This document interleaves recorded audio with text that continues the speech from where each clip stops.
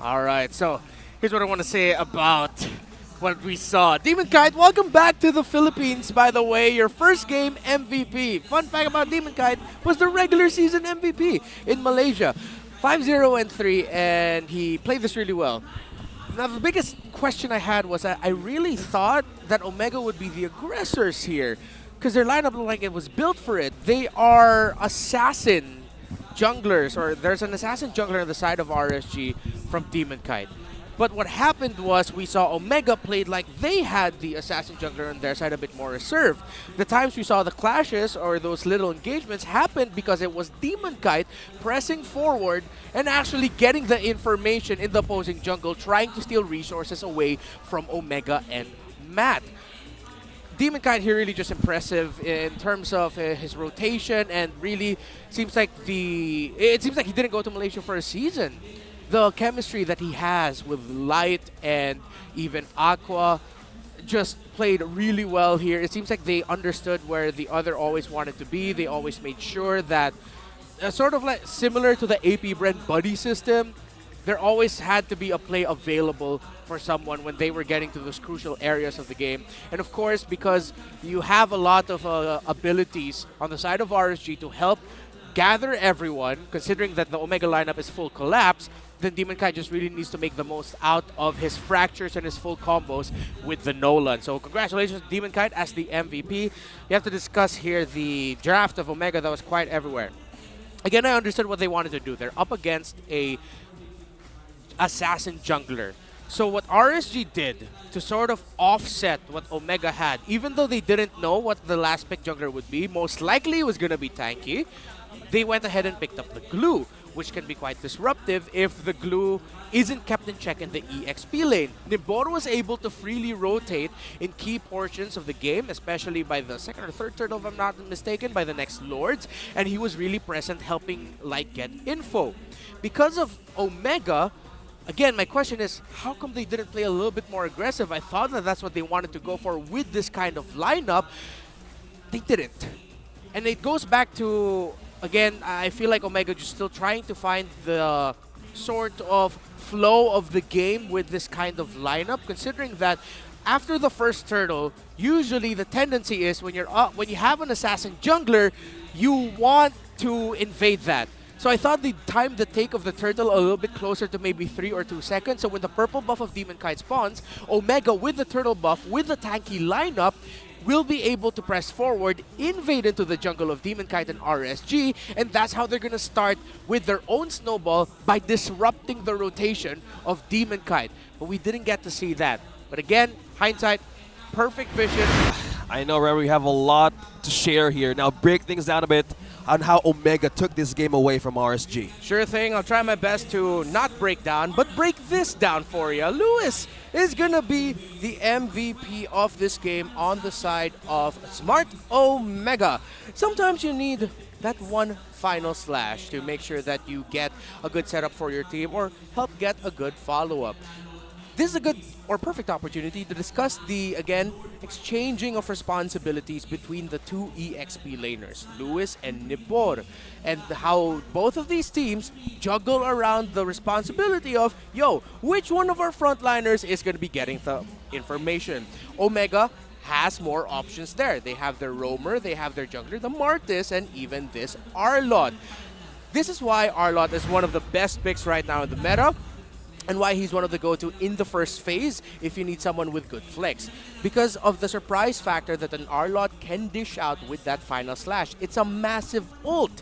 Combine that with the flicker if you have the right lineup for it, and especially a hero like Vexana paired up with it, you get to maximize the surprise that Omega can dish out. And again, to go back to the point that Leo pointed out earlier, not a lot of purifies, barely any cleanses on the side of RSG to survive getting set up over and over again by multiple crowd controls. That's the play that we were talking about there. It was Light. I feel you, OSX. Ooh, indeed. I know. And the juggling of the ultimates. Even the Lord got a little bit of his hand into that fight, knocking up some key members of both teams. Lewis committing that chase onto the Nana was the right call because that meant that RSG needed a little bit more time to set things up, but then they couldn't. West decided to just focus on the tower. The main point here is Omega overloaded with crowd control, overloaded with front line. They stuck with a more back-to-basics type of lineup, reflective of the strongest heroes in our current metagame. They have a Minotaur in the roam, they have it paired up with a Vexana with great crowd control and damage. Yes, she was nerfed, but that doesn't mean she's not effective. She's still a great hero to use in this current metagame that we have because of the annoying presence of an Eternal Guard, which eventually turns it into a 6v5 for a time instead of it just being a 5v5. All of this, again, sets up for the backline alongside West with that Bruno. You gotta appreciate here what Omega did. They were patient with this game, even in the certain moments where it looked like Omega would just continue rolling with it and going with it. RSG, on the other hand, what we saw there was the hesitation by the last major team fight on that Lord.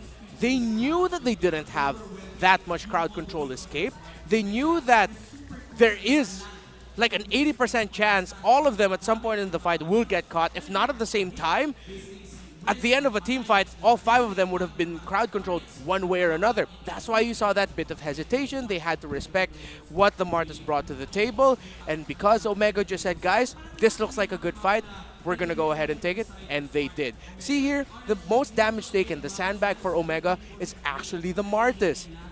I feel like that that value is actually a little bit closer between him and Lewis and Mark. I wouldn't be surprised because, again, of how they... I'm excited to see what else he brings to the table. Yeah, and I was really happy, honestly, to see Nibor get his match MVP.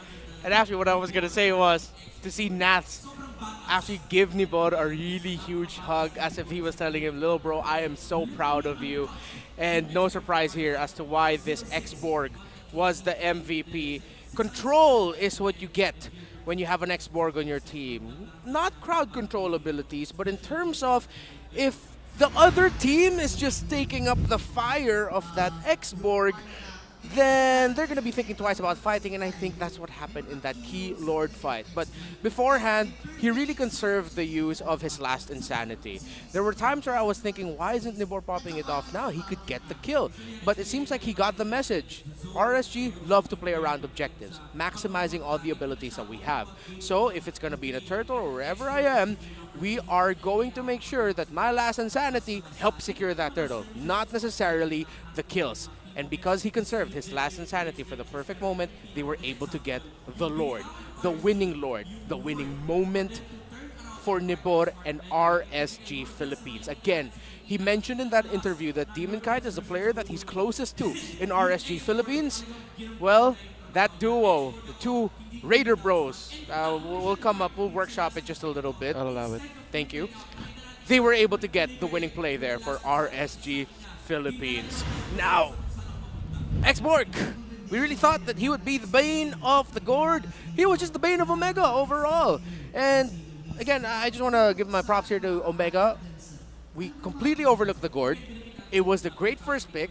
It helped them stay competitive against a lineup that had a Barretts, Vexana, X-Borg, and a Kaja with them in terms of pickoff.